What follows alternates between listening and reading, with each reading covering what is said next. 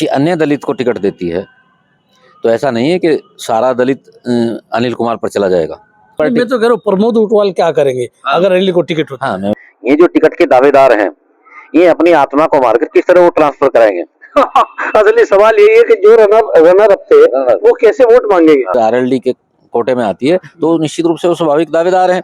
और मैं मानता हूं कि चंदन चौहान ने अपनी इतनी गुडविल बना रखी है, वे संभल में होंगी, मुरादाबाद में इस तरह की, अमरोहा में, संभल में ये सीटें होंगी जहाँ नहीं। वनवास तो भारतीय जनता पार्टी के नेताओं का भी होगा और कुछ लोक दल के नेताओं का भी होगा 2027 में। ये तो मदन भैया आए चुनाव जीत गए, अब विक्रम सैनी दावेदारी तो छोड़ेंगे नहीं। विक्रम सैनी को सजा हो गई, ठीक है, अलग बात है, भी चुनाव लड़ पाएंगे। तो खतौली पे भी यही लड़ाई होगी, यही जंग दिखाई पड़ेगी कि मदन भैया का टिकट होगा तो विक्रम सैनी क्या करेंगे, और विक्रम सैनी का टिकट होगा तो मदन भैया क्या करेंगे। तो अगर राजपाल का टिकट होगा तो उमेश मलिक का क्या होगा। और अगर एक और दावेदार योगराज सिंह आ रहे हैं कि राष्ट्रीय लोकदल उनको टिकट दे सकती है। भले दो टिकटार्थी हो गए, उमेश मलिक, नितिन मलिक और तो हैं, हाँ, और योगराज और राजपाल। लोकदल में भी दो हैं। राजपाल वालियान खुद कहते हैं कि अभी तो मैं चुनाव लड़ूंगा। भाई विजय कश्यप वहां से विधायक बने, उनकी मृत्यु के बाद उनकी पत्नी सपना कश्यप ने चुनाव लड़ा, हालांकि हार गई। वो एक अप्रत्याशित स्थिति थी, सपना कश्यप वहां से चुनाव हार गई क्योंकि उनके सामने एक लड़ाका था, एक योद्धा था, पंकज मलिक। अगर कहीं मुस्लिम कैंडिडेट की अदला बदली हुई, थाना भवन या कहीं बदलता है, तो नूर सलीम राणा का लोकदल से नंबर आ सकता है। अशरफ अली चुनाव जीते, सुरेश राणा को हालांकि मुख्यमंत्री योगी जी के साथ में मॉर्निंग वॉक वाले नेता माने जाते थे। और मैं फिर वही कह रहा हूँ कि आरएलडी दबाव बनाने की स्थिति में नहीं है। आरएलडी दबाव नहीं बनाएगी। भारतीय जनता पार्टी चाहेगी कि जो उसके पुराने कुछ चेहरे हैं जो दुर्भाग्यवश चुनाव हार गए, उन्हें कहीं से रीस्टेब्लिश किया जाए। साल 2022 में उत्तर प्रदेश विधानसभा का चुनाव भारतीय जनता पार्टी और राष्ट्रीय लोकदल समाजवादी गठबंधन ने आमने सामने लड़ा था। साल 2023 में राष्ट्रीय लोकदल और भाजपा साथ आए। पश्चिमी उत्तर प्रदेश की सियासत का मिजाज बदला और एक और समीकरण सेट हुआ। मिजाज ये बदला कि भाजपा और राष्ट्रीय लोकदल के कार्यकर्ता आमने सामने हैं, यानी दो सत्ताधारी पार्टी के दल के कार्यकर्ता आमने सामने हैं। पिछले दिनों भी आपने देखा होगा, हालांकि वहाँ कपिल देव अग्रवाल मौजूद नहीं थे, लेकिन राष्ट्रीय लोकदल के एक नेता ने उनको गाली दी, यानी वो मौजूद नहीं थे। तो इस पे भी राष्ट्रीय लोकदल और भाजपा के कार्यकर्ता आमने सामने आते दिखाई दिए। ये तो कपिल देव अग्रवाल जो मंत्री, उन्होंने बड़ा दिल दिखाया और अब उनके आवास पर पहुंचे कार्यकर्ताओं को उन्होंने कहा कि किसी ने कोई गाली देने नहीं दी गई है।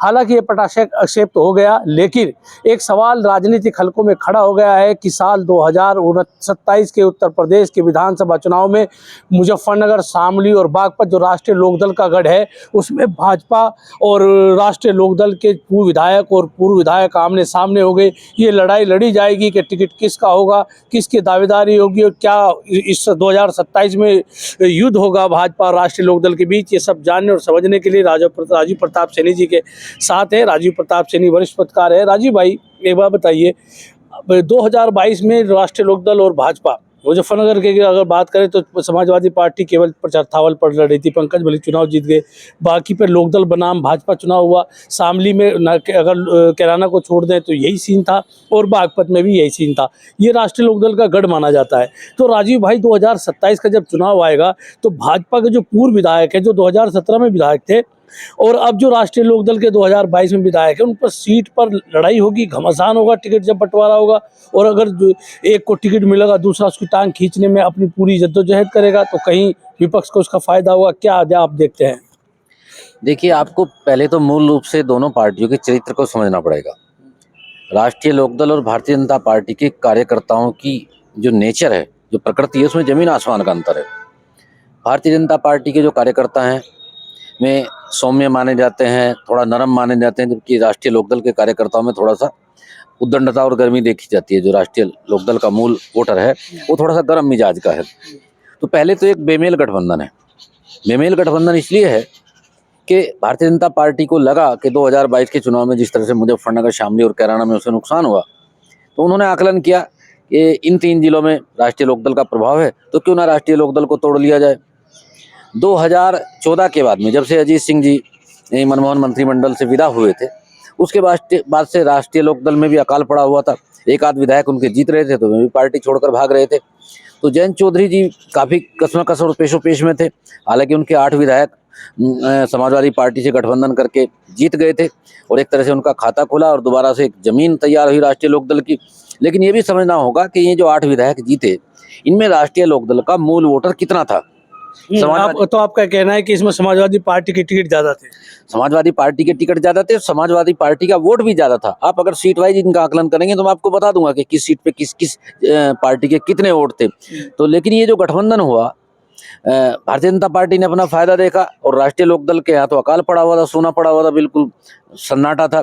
तो राष्ट्रीय लोकदल को दबाव की राजनीति नहीं कर सकता भारतीय जनता पार्टी के साथ में। जो कुछ भी मिला वो भारतीय जनता पार्टी ने उन्हें अपनी मर्जी से और अपने रहमो करम पर दिया। आपकी बात 1 मिनट रोकूंगा, एक फिर नहीं तो बात घूम जाएगी। अभी आपने कहा कि भाजपा राष्ट्रीय लोकदल का गठबंधन हुआ, लेकिन अगर सहारनपुर इन 3 जिलों की बात करें, शामली, मुजफ्फरनगर और बागपत, तो इसमें राष्ट्रीय लोकदल को तो फायदा जरूर हुआ। राजकुमार सागवान सांसद हो गए राष्ट्रीय लोकदल के, लेकिन कैराना और मुजफ्फरनगर तो भारतीय जनता पार्टी को हारना पड़ा। लोकदल का कोई, राष्ट्रीय लोकदल का कोई फायदा उन्हें नहीं हुआ। देखिए, भारतीय जनता पार्टी इन्हें अगर राष्ट्रीय लोकदल के 2 सांसद जितवा दिए तो उन 2 सांसदों में अगर एंटी डिफेक्शन लॉ का देखें तो भारतीय जनता पार्टी एक सांसद को कभी भी तोड़ सकती है। अच्छा, एक सांसद टूट सकता है? एक सांसद को कभी भी तोड़ सकती है। तो भारतीय जनता पार्टी बड़ा सेफ गोल लेके चलती है। वो जो छोटी पार्टियों के साथ गठबंधन करती है तो उसमें भी वो अपना दांव पेच लगा के रखती है। तो पहली बार तो भारतीय जनता पार्टी इस तरह खतरा कोई मोल लेके गठबंधन नहीं करती है। दूसरा, आपने देखा होगा कि जब ये गठबंधन हुआ उससे पहले बहुत सारी चर्चाएं चली और एक तरह से चौधरी जयंत सिंह अज्ञातवास में चले गए। 3 महीने तक अपने पार्टी के दफ्तर पर नहीं आए दिल्ली में, अपने पार्टी के विधायकों से नहीं मिले जो समाजवादी पार्टी के गठबंधन से जीत गए। तो पता नहीं तरह तरह की चर्चाएं थी। लेकिन उसके बाद जो गठबंधन हुआ तो केंद्र में मंत्री बन गए। जयंत चौधरी पहली बार मंत्री बने हैं तो वो मंत्री पद का आनंद ले रहे हैं। और जो उनके विधायक थे जो समाजवादी पार्टी के रहमो करम पर जीत कर आए थे वो भारतीय जनता पार्टी के भगवा चोले में आ गए हैं। लेकिन सबसे बड़ा प्रश्न यही है जो आपने इस डिबेट के प्रारंभ में उठाया कि 2027 में क्या होगा। हाँ, उसी पे मैं आता हूँ। अब हम एक एक सीट का सिलसिलेवार जिक्र करते हैं। सबसे पहले हम आएंगे, अगर शुरुआत उधर से करें, पुरकाजी विधानसभा सीट आती है। पुरकाजी पे 2017 में प्रमोद ऊंटवाल भारतीय जनता पार्टी के टिकट पर जीते। साल 2022 में अनिल कुमार राष्ट्रीय लोकदल के प्रत्याशी थे, प्रमोद ऊंटवाल फिर भाजपा से लड़ रहे थे, तो इस बार अनिल कुमार जीत गए। अब अगर 2022 में सीट राष्ट्रीय लोकदल पर रहती है तो प्रमोद ऊंटवाल का क्या होगा जो भाजपा के पूर्व विधायक है, और अनिल को अगर टिकट मिलेगा तो प्रमोद ऊंटवाल पूरी ताकत उनको हराने में लगाएंगे, क्योंकि अगर अनिल फिर जीत गए गठबंधन में तो प्रमोद ऊंटवाल के लिए सीट खतरे में जा सकती है। तो सबसे पहले हम पुरकाजी का विश्लेषण करेंगे कि अनिल कुमार को जीत में अड़ंगा भाजपा भी लगाएगी जो भाजपा के टिकट चाहती है। देखिए, इस विश्लेषण से पहले मैं आपको 2 लाइनों में एक चीज और समझाना चाहता हूँ। 2017 और 2022 के बाद में परिदृश्य चेंज हुआ है, परिस्थितियां चेंज हुई हैं। अब स्थिति यह है, आपने खतौली के उपचुनाव से देखा होगा कि समाजवादी पार्टी और आरएलडी ने गुर्जर प्रत्याशी मदन भैया को उतारा। गुर्जर परंपरागत रूप से भारतीय जनता पार्टी का वोट बैंक माना जाता था, लेकिन गुर्जर ने किसको वोट दिया? मदन भैया को, जबकि समाजवादी पार्टी का लेवल भी उन पर था, आरएलडी का लेवल भी था।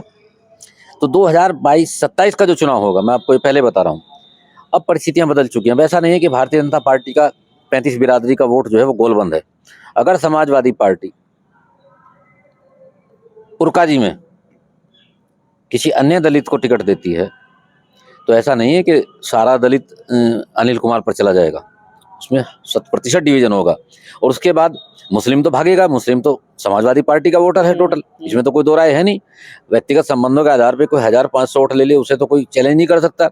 लेकिन अगर कोई ये कहे कि वो समाजवादी पार्टी के मूल जो कोर वोटर है उसका मुस्लिम उसके दम पे जीत करके भारतीय जनता पार्टी की गोदी में जाके बैठ जाए तो उसको वोट देगा समाजवादी पार्टी। मैं तो कह रहा हूँ प्रमोद ऊंटवाल क्या करेंगे अगर अनिल को टिकट होता? हाँ, मैं प्रमोद ऊंटवाल के साथ में वहाँ की तमाम बाकी जो जीते थे तमाम भारतीय जनता पार्टी का मूल वोटर था। उनमें त्यागी था, ब्राह्मण था, सैनी था, दलित था, पिछड़ा था, जाट था, समझ गए ना, वो सब बिरादरियां उनको वोट किया। अब वो कहाँ जाएंगे, ये एक बहुत बड़ा प्रश्न है कि जब समाजवादी पार्टी के टिकट पर जीते हुए अनिल वहां पर दोबारा आएंगे तो प्रमोद ऊंटवाल क्या करेंगे? प्रमोद ऊंटवाल टिकट के स्वाभाविक दावेदार हैं, लगातार सक्रिय हैं, अपने क्षेत्र में काम कर रहे हैं, मुख्यमंत्री से भी मिल रहे हैं, अब वहाँ के लिए योजना भी ला रहे हैं, काम भी करवा रहे हैं। तो ऐसा तो है नहीं वो कीर्तन करने के लिए सब काम कर रहे हैं। वही है कि जो आमने सामने चुनाव लड़े थे, ऊंटवाल किस आधार पे अनिल के लिए वोट मांगेंगे? अगर ऊंटवाल को टिकट हो जाता है तो अनिल किस लिए वोट मांगेंगे? भाई, सारी मशक्कत वो सारी एक्सरसाइज वो टिकट के लिए ही तो कर रहे हैं। तो निश्चित रूप से पुरकाजी पर खींचतान रहेगी। पहले तो भारतीय जनता पार्टी और आरएलडी में ही खींचतान रहेगी। आरएलडी किस आधार पर दावा करेगी कि ये सीट हमारी है? आरएलडी के अनिल कुमार को जितना वोट मिला है उसमें मुश्किल से मुझे लगता है 20-25 हजार मान लीजिएगा कि अनिल कुमार के अपने दम का वोट होगा, बाकी तो समाजवादी पार्टी का वोट। लेकिन अब वो भाजपा का, उनका है कि भाजपा का वोटर ट्रांसफर हो जाएगा। अब ये एक बहुत बड़ी बात होगी देखने वाली 2027 में, कि ये जो टिकट के दावेदार हैं ये अपनी आत्मा को मारकर किस तरह वोट ट्रांसफर कराएंगे। असली सवाल यही है कि जो रनर अप थे वो कैसे वोट मांगेंगे। हाँ, यही तो सवाल है कि भाई वो काम कर रहे हैं रात दिन, उनका तो एक बात सुनिए, राजनीति में 10 साल आदमी पीछे हट जाए तो ये समझ लीजिएगा उसका राजनीतिक भविष्य खत्म हो जाता है। चलिए अगली सीट पे आते हैं मीरापुर विधानसभा सीट पर भी राष्ट्रीय लोकदल सपा का गठबंधन था। चंदन चौहान चुनाव जीत गए, विधायक हो गए, लेकिन साल 2024 के लोकसभा चुनाव में सांसद बन गए, इस्तीफा दे दिया। वो अपनी पत्नी याशिका चौहान को चुनाव लड़ाना चाहते थे। राष्ट्रीय लोकदल ने लगभग राजपाल सैनी का नाम फाइनल कर दिया था। अंत में क्या हुआ है तो राष्ट्रीय लोकदल जाने। मिथिलेश पाल जो भाजपा में थी उसको राष्ट्रीय लोकदल का सिंबल मिल गया। अब मिथिलेश पाल वहां से विधायक है। साल 2022 में चंदन चौहान चाहेंगे कि उनकी पत्नी आशिका को राष्ट्रीय लोकदल का टिकट मिले, क्योंकि मूल रूप से मिथिलेश हालांकि लोकदल में पहले भी रही है, लेकिन मूल रूप से तो भाजपा की थी। तो अब भाजपा पे सीट रहेगी या राष्ट्रीय लोकदल पे रहेगी, और फिर मिथिलेश और याशिका चौहान आमने सामने होंगे, क्या देखते हैं? भाई मिथिलेश जो है वो भारतीय जनता पार्टी की नेता है, भारतीय जनता पार्टी के दम पे टिकट मांग रही थी, लेकिन उनको जिस तरह के एक्सपेरिमेंट पहले हुए मुजफ्फरनगर में कि समाजवादी पार्टी के कैंडिडेटों को आरएलडी के सिंबल पर लड़ा गया, इसी तरह मिथिलेश पाल को भी भारतीय जनता पार्टी की नेता होते हुए आरएलडी के सिंबल पर लड़ाया गया। और याशिका चौहान वहां से टिकट मांग रही थी। चंदन चौहान बहुत एग्रेसिव थे टिकट को लेकर, पूरा दबाव उन्होंने बना रखा था। नहीं, याशिका चौहान ने पूरी कमाल 2022 के इलेक्शन में भी संभाली, 2024 के इलेक्शन में भी संभाली। वो मीरापुर विधानसभा में लगातार सक्रिय रही, अपनी एक टीम उन्होंने बनाई। अगर चंदन चौहान सांसद ना बने होते तो संभवतः आज मीरापुर सीट का भी समीकरण दूसरा होता, लेकिन इसके बावजूद भी राजनीति में महत्वाकांक्षा खत्म नहीं हुई। याशिका चौहान पूरी तरह सक्रिय हैं। चंदन चौहान की लोकसभा क्षेत्र में लगातार वो सक्रिय रहती हैं, कार्यक्रमों में आती जाती हैं, लोगों के सुख दुख में शामिल होती हैं। खासकर मीरापुर विधानसभा में ज्यादा सक्रिय है। खासकर मीरापुर विधानसभा उन्होंने टारगेट कर रखा है, और एक तरह से उनका लक्ष्य है कि अगर यहाँ से कल को ये सीट आरएलडी के कोटे में आती है तो निश्चित रूप से वो स्वाभाविक दावेदार हैं। और मैं मानता हूँ कि चंदन चौहान ने अपनी इतनी गुडविल बना रखी है कि कम से कम याशिका चौहान के नाम पर जयंत चौधरी विचार जरूर करेंगे। अगर ये स्थिति आई तो उस स्थिति में देखना होगा कि भारतीय जनता पार्टी क्या करेगी वहां पर। तो फिर मिथिलेश पाल का क्या होगा? अब ये तो भारतीय जनता पार्टी जानेगी क्या होगा। सवाल तो यही है कि भारतीय जनता पार्टी क्या करेगी। भले मीरापुर में भी लड़ाई होगी। हाँ, निश्चित रूप से स्वाभाविक है, बिल्कुल 100% लड़ाई होगी। उपचुनाव था, बहुत ज्यादा होता नहीं। उपचुनाव सत्ताधारी पार्टी का होता है, और थोड़ा परिस्थितियां भारतीय जनता पार्टी के पक्ष में थी। मैं फिर ही कहना चाहूंगा कि राष्ट्रीय लोकदल दबाव बनाने की स्थिति में नहीं है। 2027 में भी दबाव बनाने की स्थिति में नहीं है। 3-4 सीटें फालतू मिल सकती हैं इन 8 के अलावा। 12 सीट पे जाके मुझे लगता है भारतीय जनता पार्टी आरएलडी को देगी। चर्चा तो ये 5 से ज्यादा सीटें नहीं दे रही। नहीं, सीट तो इनको 12 मिलेंगी, लेकिन इन 8 के अलावा इनमें थोड़ा अदला बदली होगी। 4 सीट इनको हारने वाली मिलेंगी, जिन पे भारतीय जनता पार्टी कभी नहीं जीती है। वे संभल में होंगी, मुरादाबाद में, इस तरह की अमरोहा में, संभल में ये सीटें होंगी। तो फिर इन नेताओं का क्या होगा जो भाजपा के नेता हैं, टिकटार्थी है, चुनाव लड़ चुके, विधायक रह चुके? नहीं, वनवास तो भारतीय जनता पार्टी के नेताओं का भी होगा और कुछ लोकदल के नेताओं का भी होगा 2027 में। ये तो तय है। वनवास होगा, ये तो तय है कि वनवास तो जाना पड़ेगा। चलिए अब इसकी बगल की सीट है खतौली। खतौली विधानसभा सीट पर 2017 में भी विक्रम सिंह सैनी भाजपा से जीते, 2022 में भी विक्रम सैनी भाजपा जीते। उन्हें एक मामले में सजा हो गई तो उनकी सदस्यता चली गई, उन्होंने अपनी पत्नी को प्रत्याशी बना दिया। अब वहां से मदन भैया वो हार गई, लोकदल से मदन भैया आए, चुनाव जीत गए। अब विक्रम सैनी दावेदारी तो छोड़ेंगे नहीं, विक्रम सैनी को सजा हो गई, ठीक है, अलग बात है, अभी चुनाव लड़ पाएंगे, लेकिन वो अपनी पत्नी अपने बेटे के लिए प्रयासरत रहेंगे। तो खतौली पे भी यही लड़ाई होगी, यही जंग दिखाई पड़ेगी कि मदन भैया का टिकट होगा तो विक्रम सैनी क्या करेंगे, और विक्रम सैनी का टिकट होगा तो मदन भैया क्या करेंगे। देखिए, उपचुनाव हुआ था खतौली पे, उपचुनाव में मदन भैया आए यहाँ पर और आरएलडी को सीट दे दी गई। तो लेकिन वो सपा के साथ उस समय गठबंधन था, भारतीय जनता पार्टी के प्रत्याशी को उन्होंने हराया।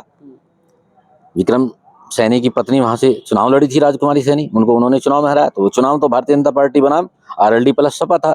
लेकिन अब चूंकि बीजेपी से गठबंधन है तो मदन चौहान स्वाभाविक रूप से सिटिंग एमएलए माने जाएंगे। लेकिन इसमें मैं आपको एक सूचना दे दूं और जानकारी दे दूं कि मदन चौहान सीट एक्सचेंज करेंगे। मदन भैया सीट एक्सचेंज करेंगे और वो खतौली के बजाय लोनी शिफ्ट हो जाएंगे, जो सूचनाएं इस समय हैं। लेकिन लोकदल अपने दावेदारी तो छोड़ेगा नहीं ना। तो लोकदल के पास तो अभी वहाँ कहीं दावेदार हैं। लोकदल के पास तो अभी ये समझ लीजिएगा आप कि राजू अहलावत हैं भारतीय जनता पार्टी, भाजपा से हैं। विक्रम सैनी अपने लड़के के लिए चाहेंगे, और लोकदल के पास अभी एक और नेता हैं जो ताजे अभी गए थे, अभिषेक गुर्जर, वो भी लोकदल के बड़े नेता माने जाते लेकिन है तो भाजपा में। हैं। भाजपा में वो तो अदला बदली हो जाएगी। अच्छा, सीट अदला बदली, हालांकि कैंडिडेट बदल जाए। बीजेपी की सीट मानी जाती है लोकदल वो सॉरी खतौली लोग बीजेपी की सीट मानी जाती है। हालांकि बहुत मार्जिन की सीट नहीं है, लेकिन ये माना जाता है कि भारतीय जनता पार्टी वहां से आसानी से सीट जीत जाती है। लेकिन आमने सामने रहेंगे। आमने सामने। अब एक और बड़ी सीट मुजफ्फरनगर की है, बुढ़ाना विधानसभा सीट पर साल 2017 में उमेश मलिक ने भाजपा के टिकट पर चुनाव जीता। 2022 में राजपाल सैनी सपा लोकदल गठबंधन में हुए और उमेश मलिक से सीधा मुकाबला हुआ। अब उमेश मलिक, अब राष्ट्रीय लोकदल भाजपा का गठबंधन है, तो अगर राजपाल का टिकट होगा तो उमेश मलिक का क्या होगा? और अगर एक और दावेदार योगराज सिंह आ रहे हैं कि राष्ट्रीय लोकदल उनको टिकट दे सकती है, तो फिर भी उमेश मलिक का क्या होगा? अगर उमेश मलिक को टिकट मिलता है तो राजपाल और योगराज का क्या होगा? यानी बुढ़ाना एक जाटों की बड़ी विधानसभा मानी जाती है, तो यहाँ जाट आमने सामने भाजपा लोकदल के हैं, तो यहाँ क्या संघर्ष दोनों में दिखाई पड़ता है कि बुढ़ाने में क्या होगा? देखिए, एक प्रतीकात्मक सीट मानी जाती है बुढ़ाना मुजफ्फरनगर जिले की। इसे लोकदल भी अपना गढ़ कहता था, राष्ट्रीय लोकदल भी कहता था हमारी परंपरागत सीट है। लेकिन 2017 में उमेश मलिक जीते। 2022 आया, उमेश मलिक को पिछले चुनाव के मुकाबले 5,000 वोट फालतू मिली, 1,10,000 वोट मिली। राजपाल सिंह को 1,30,000 वोट मिली।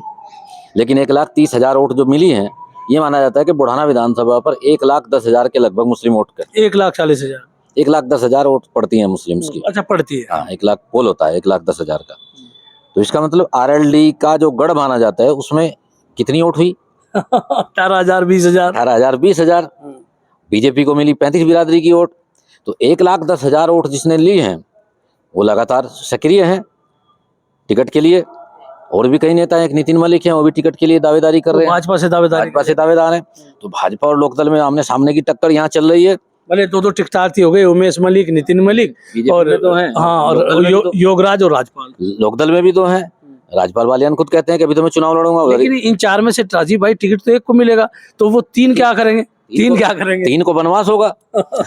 3 को बनवास होगा, टिकट एक को मिलेगा। तो बनवास पे चले जाएंगे या क्षेत्र में रहकर अगले अपने टिकट की दावेदारी बरकरार रखनी चाहेंगे? अब ये तो अपने अपने स्टेमिना की बात है, ये तो अपने अपनी इच्छा शक्ति की बात है कि किसमें कितनी इच्छा शक्ति है। वो अगले 5 साल के लिए भी मैदान में रहेंगे या फिर शांत होकर बैठ जाएंगे, क्योंकि 10 साल लगातार संघर्ष कोई विरले ही लोग कर पाते हैं। विरले लोग ही कर पाते हैं।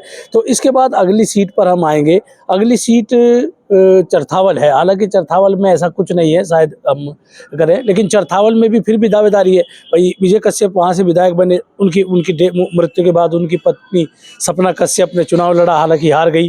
भाजपा के वो एक और मंत्री हैं नरेंद्र कश्यप, उन्होंने चरथावल विधानसभा के चारों तरफ बोर्ड लगा दिए हैं। तो भाजपा में भी 2 दावेदारी है और एक और दावेदार राष्ट्रीय लोकदल के। हालांकि भाजपा लोकदल का गठबंधन होगा, वो लड़ेंगे नहीं लड़ेंगे, लेकिन उनकी दावेदारी मजबूत है। राष्ट्रीय लोकदल में 2022 में भी उनकी दावेदारी थी। नूर सलीम राणा चरथावल से बसपा के विधायक रह चुके हैं, वर्तमान में राष्ट्रीय लोकदल में है। तो अब राष्ट्रीय लोकदल भी चाहेगा किसी एक मुसलमान को चुनाव लड़ाएं। अगर नूर सलीम राणा पर दांव लगता है तो भाजपा का क्या होगा? सपना कश्यप क्या करेंगी? नरेंद्र कश्यप, हालांकि वो तो नहीं रहे, उनका नाम ले जा रहा है, तो वो क्या करेंगी? तो इस पर चरथावल पर आप क्या देखते हैं? देखिए, चरथावल सीट भी भारतीय जनता पार्टी की स्वाभाविक सीट मानी जाती है। कश्यप और ठाकुर बाहुल्य सीट है, तो वो एक अप्रत्याशित स्थिति थी। सपना कश्यप वहां से चुनाव हार गई क्योंकि उनके सामने एक लड़ाका था, एक योद्धा था, पंकज मलिक के जो पिताजी हैं, सांसद हैं फिलहाल मुजफ्फरनगर से, हरेंद्र मलिक जी, उनको राजनीति का बहुत बड़ा खिलाड़ी माना जाता है। पंकज को जिता भागे वहां से वो। सपना कश्यप हार गई। हालांकि सहानुभूति थी सपना कश्यप के साथ में, विजय कश्यप जी की मृत्यु के बाद में वहां पर सहानुभूति थी। लेकिन कुछ वोटों का ध्रुवीकरण ऐसा हुआ कि सपना कश्यप को हारना पड़ा। भारतीय जनता पार्टी की अंदरूनी राजनीति भी थी, उस पर तो नहीं जाएंगे, लेकिन वहां भी भारतीय जनता पार्टी के 2 लोग टिकट मांग रहे हैं। सपना कश्यप भी नैसर्गिक उसकी वहां की दावेदार है, और नरेंद्र कश्यप तो मुजफ्फरनगर में अपना घर बना लिया है, होर्डिंग्स लगा दिए हैं, गेट बनवा दिए हैं चरथावल के चारों तरफ नरेंद्र कश्यप ने। तो निश्चित रूप से उनकी भी राजनीतिक इच्छाएं हिलोरे मार रही हैं कि चरथावल से विधायक बनाया जाए। उधर अगर कहीं मुस्लिम कैंडिडेट की अदला बदली हुई, थाना भवन या कहीं बदलता है, तो नूर सलीम राणा का लोकदल से नंबर आ सकता है। तो इसका मतलब फिर बीजेपी और लोकदल आमने सामने होंगे चरथावल में, फिर बीजेपी और लोकदल आमने सामने आएंगे। आमने सामने आएंगे। चरथावल के बगल की सीट थाना भवन पर आ जाते हैं। थाना भवन पर 2012 में सुरेश राणा ने चुनाव जीता भाजपा प्रत्याशी के रूप में। 2017 में सुरेश राणा ने जीता। 2022 में अशरफ अली खान से हार गया। अशरफ अली खान राष्ट्रीय लोकदल के विधायक है। तो अब वहाँ क्या होगा? सुरेश राणा बड़ा चेहरा भारतीय जनता पार्टी का है, जाहिर सी बात है चुनाव लड़ेंगे, वो दूसरे को जीतने तो नहीं देंगे। और इधर अशरफ अली खान का क्या होगा? अगर भाजपा अपनी दावेदारी करती है, अशरफ अली खान हटते हैं तो अशरफ अली खान घर तो बैठेंगे नहीं, वो भी कुछ ना कुछ करेंगे। तो थाना भवन पर क्या देखते हैं? देखिए, अशरफ अली खान वहाँ से जो चुनाव जीते हैं, चूंकि मुस्लिम डोमिनेटेड है वहाँ पर बहुत ज़्यादा, तो मुस्लिमों ने लामबंद होकर वोट किया। आरएलडी के खाते के जाट मिले, अशरफ अली चुनाव जीते। सुरेश राणा को हालांकि मुख्यमंत्री योगी जी के साथ में मॉर्निंग वॉक वाले नेता माने जाते थे। ये चर्चा थी कि योगी जी के बड़े करीबी हैं और 5 साल करीबी रहे भी। हर फोटो फ्रेम में योगी जी के साथ दिखाई देते थे और अभी भी लगातार में वहाँ पर सक्रिय हैं। रोजाना उनके दफ्तर में और आवास पर भीड़ रहती है। जन समस्याएं सुनते हैं, पूरे थाना भवन क्षेत्र में लगातार वो सक्रिय है। हाँ, इस टर्म में काफ़ी सक्रिय हैं और लगातार उन्होंने सक्रियता बढ़ाई भी है अपनी क्षेत्र में। और लगातार लखनऊ के भी संपर्क में हैं, वो लोगों के काम भी करा रहे हैं। तो दावा तो उनका भी है, लेकिन सवाल ये है कि आरएलडी और भाजपा किस तरह निपटेगी। निपटना तो हाईकमान को है। और मैं फिर वही कह रहा हूँ कि आरएलडी दबाव बनाने की स्थिति में नहीं है। आरएलडी दबाव नहीं बनाएगी। भारतीय जनता पार्टी चाहेगी कि जो उसके पुराने कुछ चेहरे हैं जो दुर्भाग्यवश चुनाव हार गए, उन्हें कहीं से रीस्टेब्लिश किया जाए। कुछ चेहरों को रीस्टेब्लिश कर सकती है और आरएलडी को कुछ ऐसी सीटें दे सकती है जहां कभी भारतीय जनता पार्टी नहीं जीती। संख्या बढ़ सकती है आरएलडी की सीटों की, लेकिन हो सकता है इन 8 सीटों में भारतीय जनता पार्टी कहीं अपने पुराने चेहरे को रीस्टेब्लिश करने का प्रयास करे। एक और सीट शामली है। शामली में भी कमोबेश यही स्थिति है। 17 में तेजेंद्र निर्वाल भाजपा से जीते और 22 में प्रसन्न चौधरी राष्ट्रीय लोकदल से। अब दोनों एक ही पार्टी, मतलब एक ही गठबंधन है। अब वहाँ भी यही स्थिति रहेगी। अगर तेजेंद्र चुनाव लड़ेंगे तो प्रसन्न भले पीछे से उनका नुकसान करने की कोशिश करेंगे। प्रसन्न लड़ेंगे राष्ट्रीय लोकदल से तो तेजेंद्र बहरहाल वो अपनी सीट किसी को क्यों सौंपेंगे? उसके लिए वोट तो मांगेंगे नहीं। तो वहाँ शामली में क्या देखते हैं, क्या होगा? देखिए, 2027 तक, जिस दिन तक कार्यकाल खत्म नहीं होता उस दिन तक तो प्रसन्न चौधरी वहाँ के विधायक है। उन्हें किसी से पूछने की आवश्यकता नहीं है, ना उनको जयंत जी से पूछने की आवश्यकता है कि जी मेरा कार्यकाल समय से पहले तो खत्म नहीं हो रहा। 2027 में जब नए टिकट बटेंगे तो वो अपनी दावेदारी करेंगे।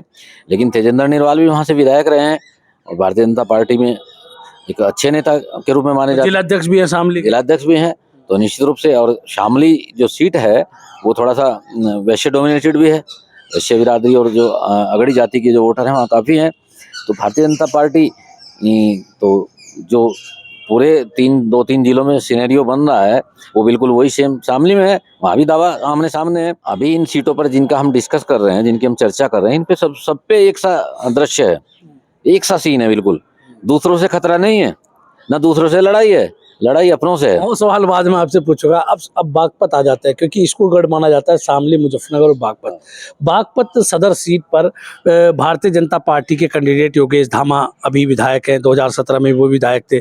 2017 में तो बसपा से लड़े थे कोकब हमीद के बेटे हसन अहमद हमीद। लेकिन साल 2022 में वो राष्ट्रीय लोकदल से लड़े, हार गए। तो बागपत में भी क्या होगा? ऐसा सीन होगा जो थाना भवन पर हो सकता है? नहीं, बागपत में फिलहाल बीजेपी के एमएलए हैं योगेश धामा, और वहाँ पर जो पिछली बार रनर अप थे वो आरएलडी के कैंडिडेट थे। तो मुस्लिम है तो दावा तो रहेगा वहाँ लोकदल का। लोकदल तो वहाँ पर तीनों सीटों पर दावा करेगा अपना, छपरौली में, बागपत में, क्योंकि बागपत से फिलहाल जो सांसद हैं वो आरएलडी का है। तो कोशिश ये रहेगी आरएलडी की कि वहाँ पर अपना दावा तो करेगा, लेकिन उस दावे में कितना दम होगा, कितनी मजबूती से दावा होगा, ये एक देखने वाली बात है। फिलहाल तो बीजेपी के जो खेमों से खबर आ रही है वो केवल एक छपरौली सीट की आ रही है। केवल छपरौली सीट पर अदला बदली हो सकती है, छपरौली सीट जाएगी। बागपत सीट पर अदला बदली की संभावनाएं कम है। लेकिन योगेश धामा भी इस बात को लेकर आशंकित हैं और चर्चा है कि वो कहीं किसी एक दूसरी पार्टी में एक बड़े नेता से अभी हाल ही में मिल के आए हैं, पाला बदल सकते हैं। पाला बदल सकते हैं। उनको लगता है कि कहीं ऐसा ना हो कि ये सीट जाए और लास्ट मोमेंट पर तुम्हारे लिए दिक्कत हो। तो ये चर्चाएं हैं कि योगेश धामा संभावनाएं तलाश रहे हैं। तो इसका मतलब ये है कि वहाँ भी संघर्ष जो है वो काफी काफी होगा। काफी अब एक सीट बचती है बड़ौत पर केपी मलिक 2 बार से एमएलए हैं। वहाँ भारतीय जनता राष्ट्रीय लोकदल रहता है। अब एक राजीव भाई एक चीज बताइए, बागपत राष्ट्रीय लोकदल का हमेशा से गढ़ रहा है। हालांकि 2014 के बाद की बात करें तो वो गढ़ खत्म हुआ, टूट गया। अजीत सिंह को भी चुनाव हारना पड़ा, जयंत चौधरी को भी चुनाव हारना पड़ा। तो लेकिन दावेदारी तो बागपत पर जयंत चौधरी की, क्योंकि सांसद भी आपने जैसा कहा वहाँ के सांसद भी राष्ट्रीय लोकदल के। तो आपको क्या लगता है कि बागपत में जो युद्ध है लोकदल भाजपा में, वो सबसे कड़ा बागपत में होगा? यानी बागपत में युद्ध तो तीनों जिलों में है, लेकिन बागपत में चूंकि दूसरी नेचर का कार्यकर्ता है आरएलडी का जो कार्यकर्ता है वो दूसरी नेचर का है, और बीजेपी के साथ गठबंधन हुआ है। वहाँ चुनाव भी आपने देखा होगा कि अजीब ही अलग तरह का चुनाव होता है। वहाँ अब से पहले तो काफ़ी हिंसा और मारधाड़ भी होती थी बागपत छपरौली सीट पर, लेकिन फिलहाल चूंकि भारतीय जनता पार्टी का जो कैडर बेस है वो काफ़ी मजबूत हुआ है। अभी वहाँ से केपी मलिक विधायक है, मंत्री हैं उत्तर प्रदेश सरकार में, लेकिन वहाँ और कई लोग बीजेपी के भी दावेदार हैं। तो मुझे लगता नहीं कि बड़ौत सीट पर आरएलडी की मजबूत दावेदारी रहेगी। सिवाल खास पर क्या मानते हैं? आखिरी सीट बची है सिवाल खास, राष्ट्रीय लोकदल, हालांकि वो नेता सपा के ही हैं और राष्ट्रीय लोकदल का टिकट मिला था गुलाम मोहम्मद को, लेकिन वहाँ पिछली बार जो विधायक थे भारतीय जनता पार्टी के, वो क्या करेंगे अगर गुलाम मोहम्मद को टिकट मिलेगा? देखिए, 2 सीट जो मैं स्थायी मान रहा हूँ सबसे ज़्यादा जो आरएलडी पर रहेंगी वो सिवाल खास और छपरौली है। ये 2 सीट आरएलडी पर ही रहेंगी, और इसके अलावा नहीं, वो जो भाजपा के पहले विधायक थे जो हारे, वो क्या करेंगे? क्या वो ऐसे सीट को अपनी छोड़ देंगे? वो इन्हीं सब लोगों की फहरिस्त में शामिल होंगे जिनके हम अभी नाम ले रहे थे, जिनसे पहले चर्चा हुई। अब ये भारतीय जनता पार्टी को देखना है कि अपने कार्यकर्ताओं का, अपने पूर्व विधायकों का, उसको वो क्या करेगी। आखिरी सवाल आपसे मेरा है, इन सीटों की हमने चर्चा की, अब राष्ट्रीय लोकदल और भाजपा के विधायक और पूर्व विधायक जब आमने सामने होंगे, जिसे टिकट मिलेगा, तो एक तो जाहिर सी बात है कब्र खोदने में काम करेगा। तो क्या ये विपक्ष के लिए संजीवनी साबित होगा 2027 में कि राष्ट्रीय लोकदल, जैसा कि मुजफ्फरनगर लोकसभा सीट पर आपने देखा, कैराना पर देखा, लोकदल का वोट भाजपा पर ट्रांसफर नहीं हुआ। तो अगर 2027 में भी कमोबेश यही स्थिति होगी, तो आप क्या देखते हैं विपक्ष को बैठे बिठाए 9 और 3 12 सीटों पर बड़ा फायदा होने वाला है? देखिए, राजनीति में कोई स्थायी शत्रु नहीं होता और स्थायी दोस्त नहीं होता। विपक्ष यहाँ पर सबसे बड़ा है समाजवादी पार्टी। इस पूरे क्षेत्र में, जिस क्षेत्र की हमने चर्चा की है, उस क्षेत्र में समाजवादी पार्टी नैसर्गिक विपक्ष है और सबसे मजबूत विपक्ष है आरएलडी बीजेपी के सामने। तो समाजवादी पार्टी के नेता ये सुन लें और जान लें, ये उनके फायदे की बात बता रहा हूँ, कोई बताता नहीं है परिचर्चा में। 2022 के बाद में परिदृश्य चेंज हो चुका है। अब स्थिति यह है कि अगर मजबूत विपक्षी पार्टी, पहले माना जाता था कि समाजवादी पार्टी यादवों और मुसलमानों को टिकट देती है, लेकिन अब स्थिति ये आ गई है कि अगर समाजवादी पार्टी भारतीय जनता पार्टी की किसी भी बिरादरी में, मैं आपको उदाहरण बता रहा हूँ, मान लिया खतौली पर मदन भैया लोनी चले जाते हैं और वहाँ पर समाजवादी पार्टी किसी गुजर को टिकट दे देती है, तो ये तय मानिएगा कि 90% गुजर वोट समाजवादी पार्टी के कैंडिडेट को मिलेगा। ये चर्चा किसी और दिन करेंगे, आज इसी पे करें। हाँ, तो मैं वही बता रहा हूँ। तो ये समाजवादी पार्टी या विपक्ष जो भी यहाँ पर है, उसके लिए अपने आप सोचने का विषय है। अगर वो भारतीय जनता पार्टी के टिकटों के आवंटन के बाद अपने टिकट डिक्लेयर करता है और बची हुई बिरादरियों में टिकट देता है, तो निश्चित रूप से इसका फायदा विपक्ष को होगा। लोकदल और भाजपा का क्या होगा, मेरा सवाल ये। लोकदल और भाजपा का क्या जूतम पेजार होगी? नहीं, जूतम पैजार तो नहीं होगी। जूतम पैजार वहाँ होती है जब बराबरी की टक्कर होती है, या बराबरी नहीं है। राष्ट्रीय लोकदल भारतीय जनता पार्टी के रहम पर टिकी हुई है, और राष्ट्रीय लोकदल के जो विधायक हैं और मंत्री हैं, आप हमसे बेहतर जानते हैं किसी स्थिति में उनकी बात सरकार में मानी जा रही है।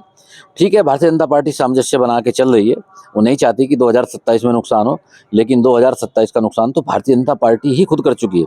आज आप भी महसूस करते होंगे कि पूरे उत्तर प्रदेश में जिस तरह से जातियां विखंडित हो रही हैं, ये भाजपा के लिए नुकसान है। ये भाजपा के लिए नुकसानदायक है। नहीं तो 35 बिरादरी माना जाता था कि लाम बन है भारतीय जनता पार्टी के पीछे, और इसके पीछे लोग तरह तरह के तर्क देते हैं। कोई कहता है योगी जी जिम्मेदार हैं, उन्होंने जिस तरह से एक ब्यूरोक्रेसी में और राजनीति में अपनी बिरादरी को आगे बढ़ाया, तो अन्य बिरादरियों में एक तरह से हीन भावना आई, और उससे जो बिरादरी जो भारतीय जनता पार्टी की जुड़ी हुई थी, उनमें विखंडन की स्थिति आ गई है। इसके लिए खुद भारतीय जनता पार्टी जिम्मेदार है। तो ये थे राजीव प्रताप सिंह, जिससे हमने जाना कि सारण, मुजफ्फरनगर, शामली और बागपत में 2027 में क्या होगा। भारतीय जनता पार्टी के पूर्व विधायक और राष्ट्रीय लोकदल के वर्तमान विधायकों के बीच क्या लड़ाई होगी, क्योंकि एक टिकट एक ही को मिलना है, गठबंधन है, तो या तो भाजपा का प्रत्याशी होगा या राष्ट्रीय लोकदल का होगा। ऐसे में जो जिसको टिकट नहीं मिलेगा वो क्या करेगा, क्या वो विभीषण बनकर उस पार्टी के प्रत्याशी को हराने का काम करेगा। खैर ये तो 2027 में पता लगेगा, लेकिन अभी से जिस तरह से राष्ट्रीय लोकदल और भारतीय जनता पार्टी के कार्यकर्ताओं में मनमुटाव है, उनमें खटास पैदा हुई है, वो भी ये साबित करेगी कि 2027 में क्या होने वाला है। मैं राशिद अली हूँ और आप हमारा चैनल खोजी न्यूज़ देख रहे हैं। धन्यवाद।